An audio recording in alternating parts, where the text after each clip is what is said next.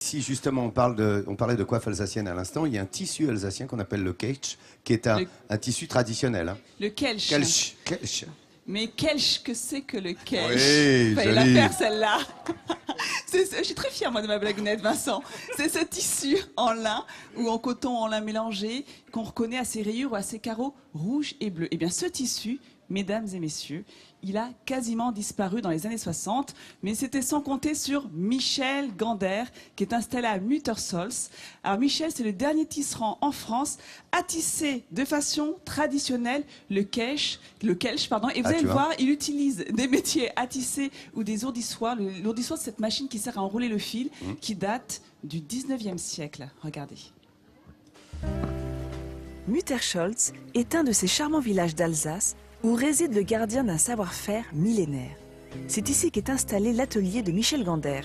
Il est le dernier tisserand à fabriquer du kelch, ce tissu alsacien tissé traditionnellement en carreaux et qui a accompagné pendant près de 1000 ans le quotidien des paysans de la région. Totalement disparu dans les années 60, Michel a décidé il y a 35 ans de redonner vie à ce tissu d'autrefois. Chez nous, on est tisserand depuis 7 générations de la famille. La génération avant moi, ils ne tissaient absolument plus de tissu comme je fais moi maintenant.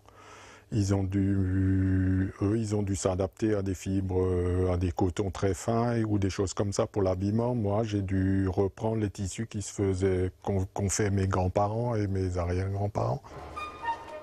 Tout en préservant les matières premières traditionnelles, le lin et le chanvre, Michel apporte du neuf dans la création des motifs et des couleurs afin de faire perdurer ce patrimoine. Et à l'origine de toute création, il y a d'abord le dessin. Donc la toute première chose, en fait, c'est de préparer un dessin. On l'imagine sur papier. Et ensuite, ce qu'il faut aussi surtout, c'est dessiner la texture, en fait, l'entrelacement des fils. Et après la création, vient la fabrication. C'est l'étape où le savoir-faire et la maîtrise des différentes fibres est primordiale. Ici, Michel réalise l'ourdissage du tissu. Les fils de chanvre sont enroulés dans l'ordre du motif à partir d'une centaine de bobines. Un tissu de 2 mètres de large peut contenir entre 2000 et 4000 fils selon l'épaisseur.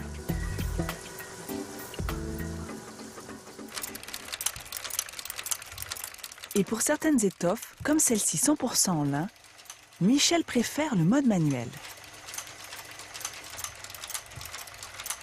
Je préfère en fait le tourner à la main, parce que ça va quasiment aussi vite et je suis plus sûr du résultat. L'atelier de Michel produit environ 15 000 mètres de tissu par an. Son entreprise a été labellisée Entreprise du patrimoine vivant pour son savoir-faire rare et ancestral. Réservé autrefois à la literie et aux rideaux d'alcôve, Michel et son épouse proposent aujourd'hui d'autres produits fabriqués avec ce tissu traditionnel.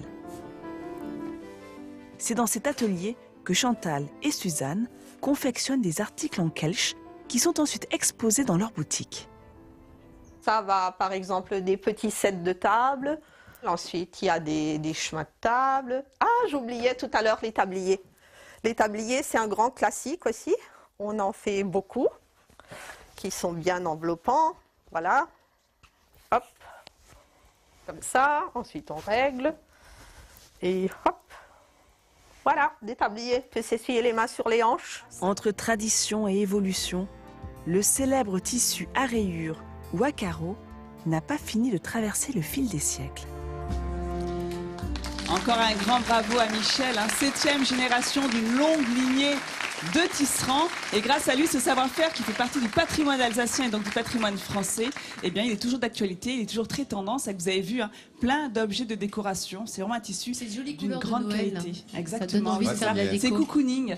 Et alors, pour ceux que ça intéresse, il a aussi créé à côté de son atelier un lieu dédié à la mémoire du métier de tisserand. Voilà, il voulait aussi rendre hommage à ce village, Muttersols, j'espère que je le prononce bien, qui au 19e siècle était réputé pour le travail de la filature, du chanvre, du tissage du chanvre et du lin.